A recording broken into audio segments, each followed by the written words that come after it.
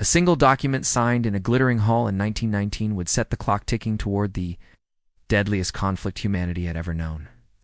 What if the treaty meant to end all wars actually guaranteed the next one? On June 28, 1919, representatives from 32 nations gathered in the Palace of Versailles outside Paris to sign a peace treaty. Ending World War I, the agreement forced Germany to accept full responsibility for the war, surrender territory, disarm its military, and pay massive financial reparations to the Allied powers.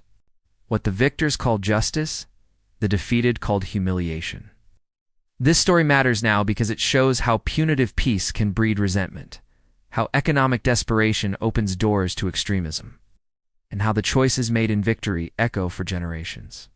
The Treaty of Versailles didn't cause World War II alone, but it built the stage, painted the backdrop, and handed matches to the actors. World War I ended on November 11, 1918. When Germany signed an armistice after 4 years of brutal trench warfare that killed roughly 17 million people, the fighting stopped, but the winners arrived in Paris months later with anger still fresh and populations demanding revenge. The negotiations began in January 1919 with three main players holding the power. President Wilson of the United States wanted a fair peace and a new League of Nations to prevent future wars. Prime Minister Clemenceau of France wanted Germany crushed so thoroughly it could never invade again. Prime Minister Lloyd George of Britain stood somewhere between, wanting Germany weakened, but worried about pushing too hard. Article 231 became the heart of the controversy. This war guilt clause forced Germany to accept sole responsibility for causing the war and all resulting damage. The clause wasn't just symbolic, it provided legal justification for everything that followed. Germany's representatives protested that the war had complex causes involving all major powers. But they had no negotiating position. The territorial penalties carved away roughly 13% of Germany's pre-war land. Alsace-Lorraine returned to France. The Saar region went under League of Nations control for 15 years, with its coal output going to France. The Rhineland remained German, but had to be demilitarized. No troops, no fortifications. Poland gained access to the Baltic Sea through a corridor that split East Prussia from the rest of Germany. The industrial Silesia region went to Poland and Czechoslovakia after plebiscites. All colonies in Africa and Asia were redistributed to Allied powers as mandates. 6 million Germans suddenly lived under foreign rule. These weren't abstract losses on a map. They were communities, businesses, families, split by new borders. The Free City of Danzig became a particular flashpoint, a German-speaking city administered by the League of Nations, but economically tied to Poland. The military restrictions cut deep into German identity. The army dropped from over 4 million men to just 100,000, permitted only for internal defense. No tanks, no heavy artillery, no military aircraft, no submarines. The general staff dissolved. The navy shrank to 6 battleships and a handful of smaller vessels. Conscription ended, replaced by voluntary long-term service. The Rhineland demilitarization meant Germany couldn't defend its industrial heartland against a French invasion. Then came the reparations. The exact amount stayed undecided during the initial treaty, but the Reparations Commission announced a figure in 1,921, 132 billion gold marks, equivalent to roughly 442 billion US dollars in 2025 value. Germany's entire annual economic output before the war equaled about 49 billion marks.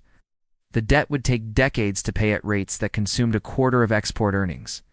Germany signed under protest on June 28, 1919, exactly 5 years after the assassination. In Sarajevo, that triggered World War I Foreign Minister. Muller later said he signed with a pistol to our head. The Weimar government that accepted the terms immediately became associated with national shame. The economic consequences hit immediately. Germany's post-war economy already faced collapse from wartime debt, industrial conversion, and the British naval blockade that continued until the treaty signing. Inflation began climbing in 1919 and became hyperinflation by 1923. A loaf of bread that cost 1 mark in 1919 cost 100 billion marks by November 1923. Life savings evaporated. The middle class lost everything. Pensioners starved. France and Belgium occupied the Ruhr industrial region in January 1923, when Germany missed reparation coal deliveries. German workers went on strike rather than cooperate with occupying forces. The government printed money to pay striking workers, accelerating the inflation spiral. Production collapsed, and employment soared. Political extremism flourished in the chaos. In November 1923, a failed Austrian painter and war veteran named Adolf Hitler led an attempted coup in Munich called the Beer Hall Putsch. The coup failed, and Hitler went to prison, but he used his trial as a propaganda platform and wrote Mein Kampf during his sentence. The Nazi Party remained small through the 1920s. But its message linking German suffering to the Versailles Diktat found an audience nursing grievances. The international system tried to ease the pressure. The Dawes Plan in 1924 reorganized reparations into more manageable payments and secured American loans to stabilize the German economy. The Young Plan in 1929 reduced the total debt and extended payment timelines. Germany joined the League of Nations in 1926. The Locarno Treaties guaranteed Western borders. For a brief window from 1924 to 1929, it seemed reconciliation might work. Then the American stock market crashed in October 1929. The global depression that followed hit Germany especially hard because its recovery depended on American loans. Unemployment reached 6 million by 1932. Banks failed. Businesses closed. Young people graduated into joblessness. Faith in democratic government collapsed when the Weimar Republic seemed powerless to help. The Nazi vote share exploded from 2.6% in 1928 to 37.3% in July 1932. Hitler, his message stayed consistent. The treaty was a betrayal. Germany had been stabbed in the back by surrender. Redade, the nation deserved restoration of power and territory. He promised jobs, pride, and revenge. President Hindenburg appointed Hitler as chancellor on January 30, 1933, believing he could control the Nazi leader. He could not. Hitler moved methodically to undo Versailles. Germany left the League of Nations in October 1933. Rearmament began secretly at first, then openly after 1935, when Hitler announced conscription. The Rhineland remilitarization came in March 1936. German troops marched into the demilitarized zone in direct violation of the treaty. France and Britain protested but took no military action. The bluff worked. Austria unified with Germany in the Anschluss of March 1938, forbidden by Versailles but accomplished through political pressure and military threat. The Sudetenland crisis followed 6 months later. Hitler demanded German-speaking regions of Czechoslovakia, framing it as reuniting oppressed ethnic Germans. Britain and France agreed to the Munich Agreement in September 1938, hoping to avoid war by satisfying what they thought was Hitler's final territorial claim. Prime Minister Chamberlain returned to London claiming peace for our time. Czechoslovakia fell anyway in March 1939 when Germany occupied Prague. The final illusion shattered. This wasn't about ethnic Germans or Versailles injustice. This was expansionist conquest. When Hitler demanded the Polish corridor in August 1939 and Britain guaranteed Poland's independence, the collision became inevitable.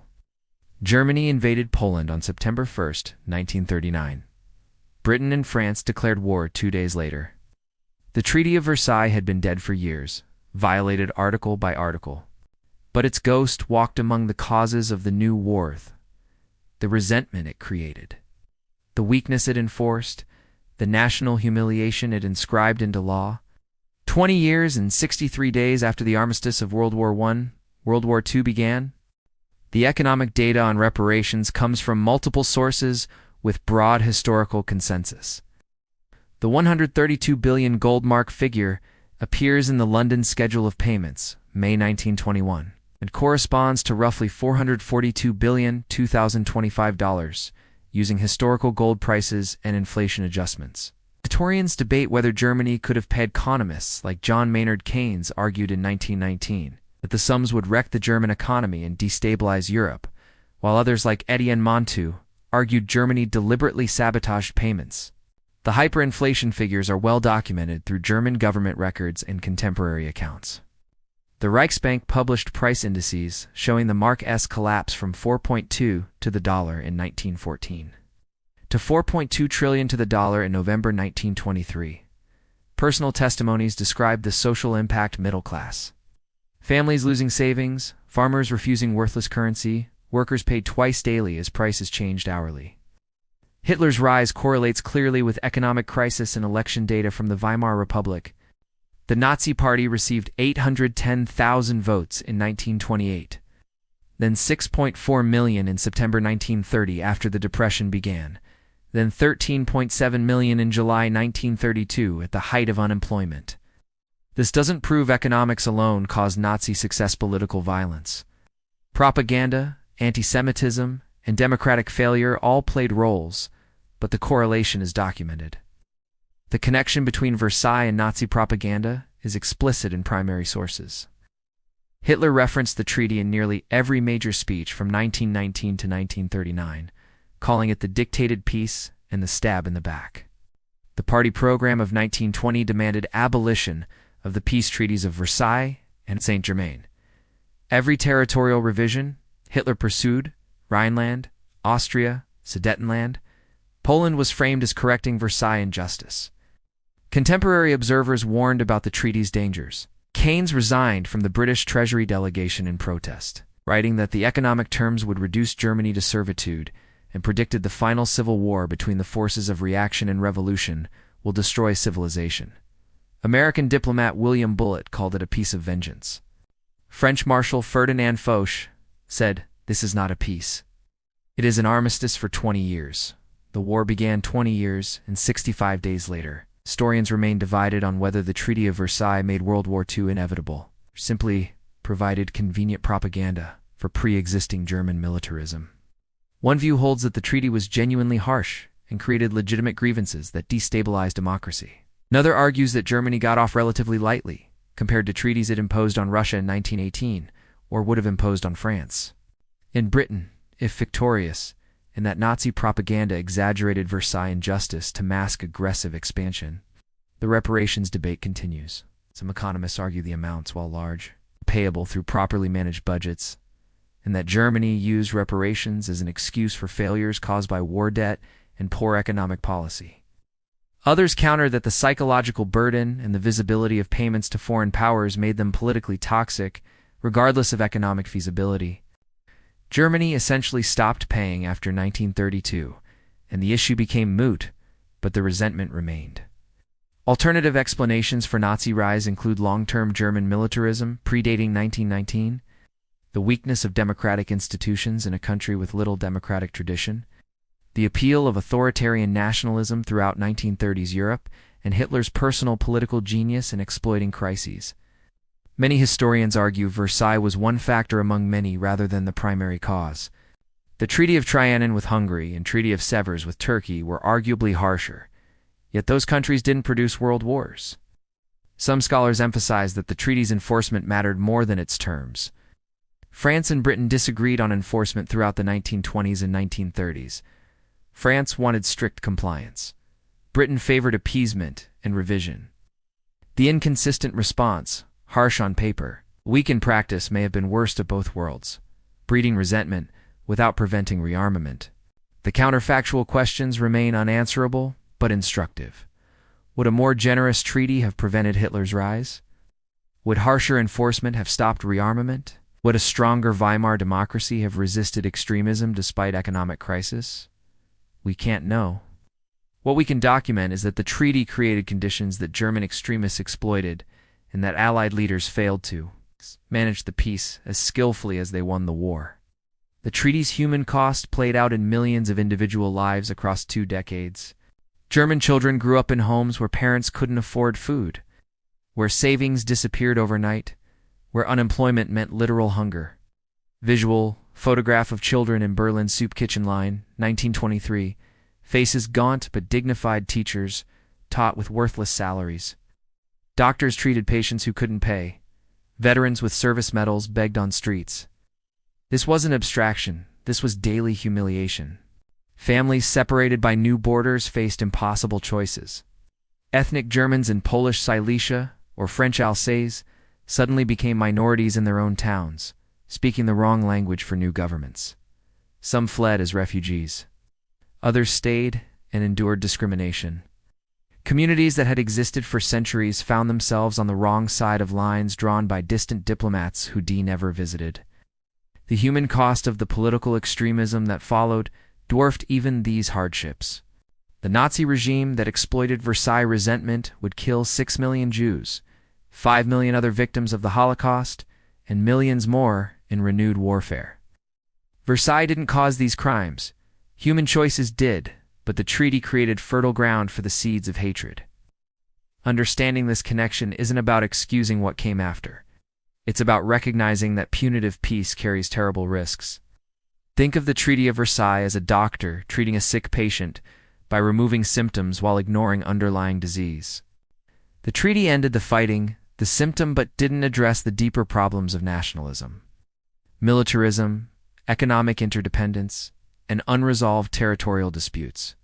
Worse, the treatment created new infections through humiliation and economic devastation. Modern peace agreements learned from Versailles mistakes. After World War II, the Allies occupied Germany, but also rebuilt it through the Marshall Plan, integrated it into new international structures like NATO and the European Union, and pursued reconciliation rather than revenge. The contrast shows that victorious choices shape whether peace lasts or just creates the next war-esque conditions. The lesson extends beyond treaties. When punishment focuses on humiliation rather than restoration, when economic desperation meets political extremism, when legitimate grievances get exploited by bad actors, the pattern repeats across contexts. Versailles shows that how you end a conflict matters as much as whether you win it. Justice must be balanced with sustainability, accountability with reconciliation. Get that balance wrong, and you plant dragon's teeth. We know the Treaty of Versailles imposed harsh terms that Germans experienced as national humiliation. We know economic crisis and political extremism fed off resentment. We know Hitler exploited this resentment to build power and systematically violated the treaty while pursuing territorial expansion.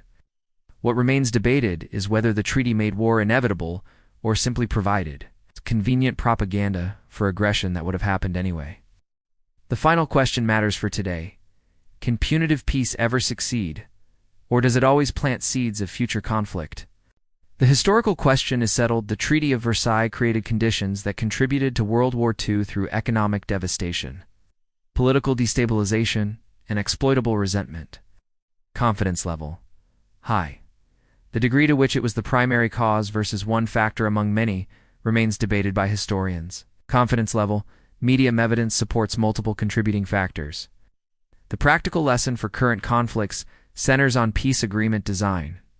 Modern peacebuilding emphasizes reconstruction, integration, and balancing accountability with reconciliation. Lessons drawn directly from Versailles failure. Confidence level: high. This shift is well documented in post-1945 peace processes.